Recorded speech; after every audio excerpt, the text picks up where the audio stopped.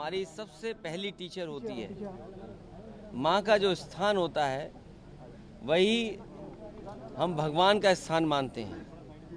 वो हमें जीवन देती है।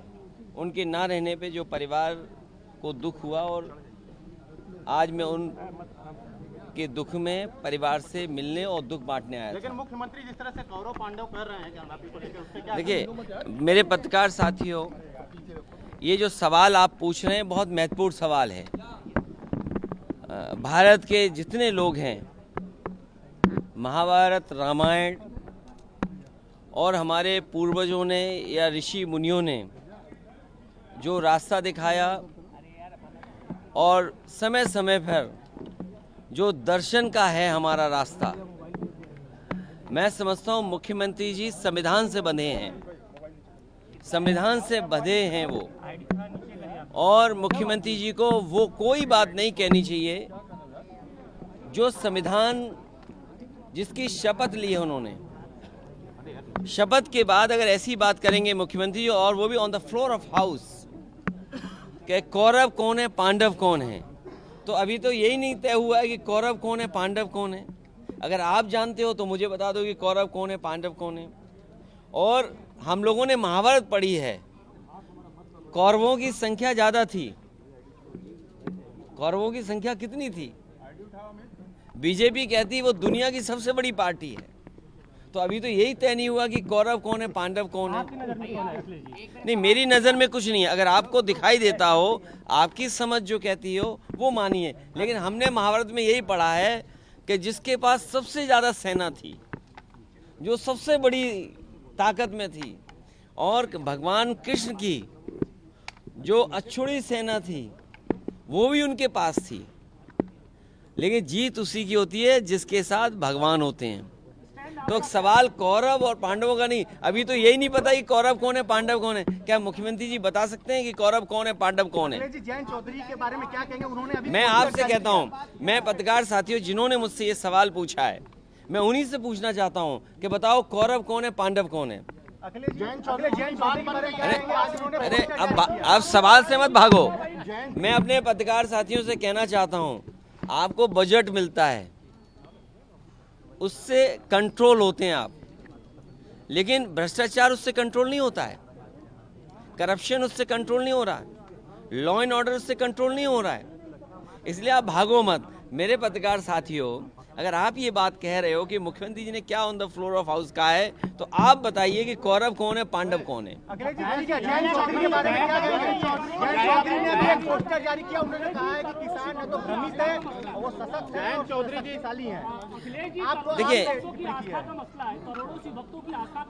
जयंत चौधरी देखिए, मुझे उस संबंध में कोई बात नहीं कहनी है, और अगर कहनी भी पड़ेगी मैं कह चुका हूं, और हम अपनी बातचीत कर लेंगे।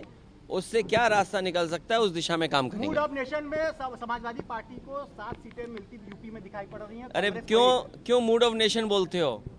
ये बोलो मूड ऑफ कैश। अरे मूड ऑफ नेशन क्या होता है? Mood off cash. जहां कैश, ये बात तो समझते होगे, जब जेब बजेगी तो वही बजाओगे। कांग्रेस के 20 सीटों का राहुल गांधी ने कहा है। देखिए जीत ही, देखिए 20, 25, 30 कोई सीमा नहीं है, 50, हम तो कहते 80।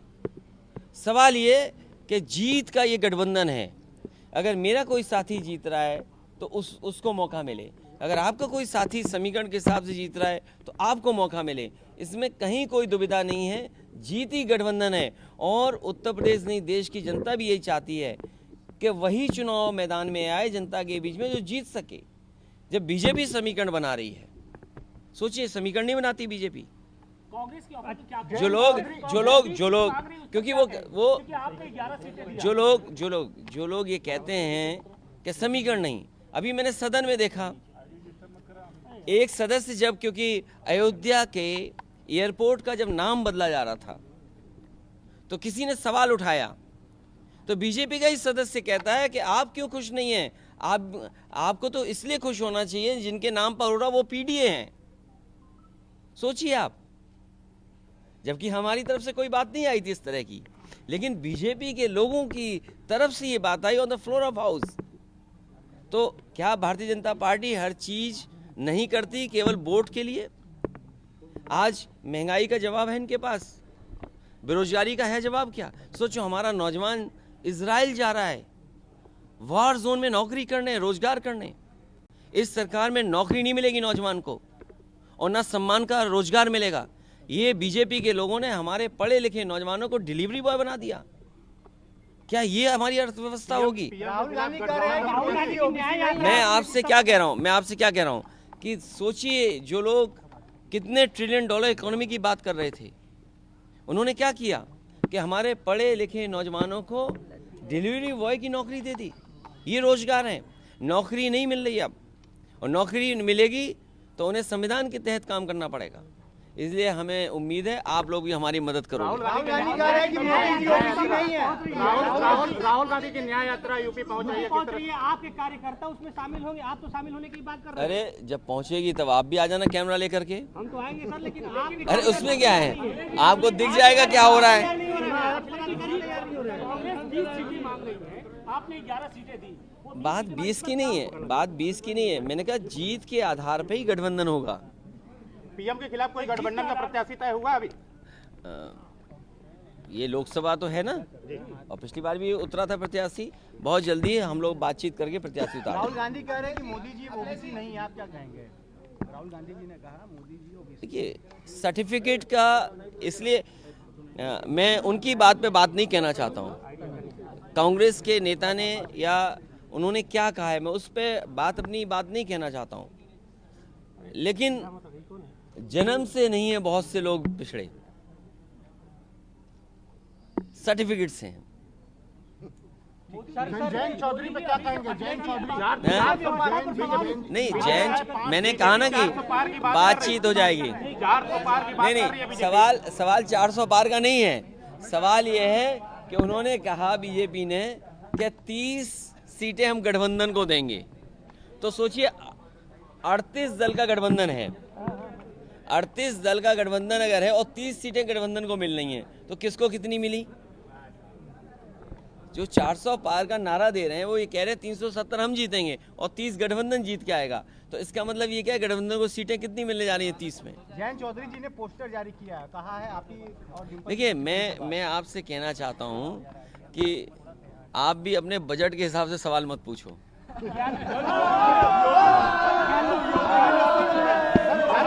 ये जो बातचीत है वो होगी बातचीत। और वजू खाने का दरवाजा रात में खोला गया।